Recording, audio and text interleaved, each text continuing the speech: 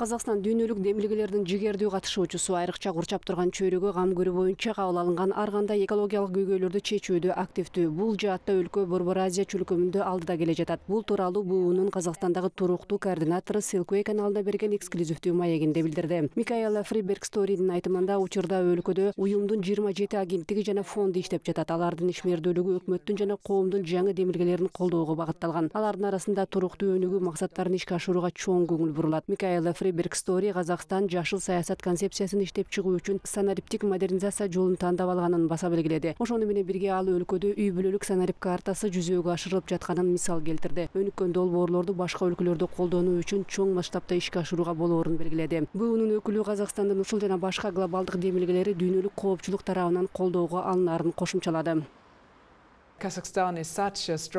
Казакстан Бириккен Улуттар уюмунун жигердүү мүчөсү жана уюмдун структураларына катышууда чоң тажрыйбасы бар өлкө. БУНун коопсуздук кеңешинин мүчөсү болгондон тарта ал уюмдун түрдүү системаларында татыктуу орунду ээледи. Акыркы 30 жылда өлкөнүн өнүгүү ыргагы жогору. БУНун уставынын принциптерин бекем карманат. Биз казакстандык өнүгүүнүн жаңы демилгелерине жеткенин көрүп жатабыз. Уюм башка мамлекеттерге да активдүү колдоо көрсөтүп келе жатканын билебиз.